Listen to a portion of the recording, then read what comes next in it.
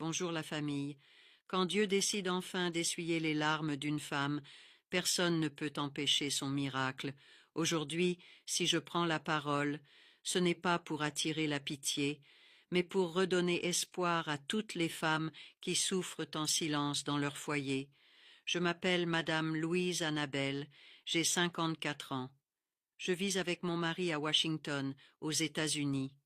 Pendant 23 longues années de mariage, je n'ai jamais connu le bonheur d'entendre quelqu'un m'appeler maman.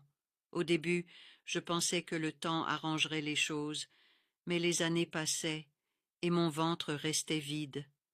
Nous avons dépensé des sommes énormes dans les hôpitaux américains, les spécialistes, les traitements, les fécondations, les médicaments. J'ai subi plusieurs interventions chirurgicales à cause de fibromes et de complications hormonales. Chaque fois, les médecins nous donnaient un peu d'espoir. Puis une nouvelle déception arrivait. Petit à petit, la douleur a commencé à détruire ma vie. Je souriais devant les gens, mais une fois seule dans ma chambre. Je pleurais jusqu'au matin. Le pire, c'était les fêtes familiales, voir mes petites sœurs jouer avec leurs enfants, pendant que moi, je rentrais dans une maison silencieuse. Certaines personnes pensaient que l'argent pouvait tout résoudre parce que nous vivions aux États-Unis. Mais elles ne savaient pas qu'aucune richesse au monde ne peut remplacer le vide d'un enfant dans le cœur d'une femme. Avec le temps, même ma belle famille a commencé à perdre patience. On disait à mon mari qu'il méritait une vraie famille.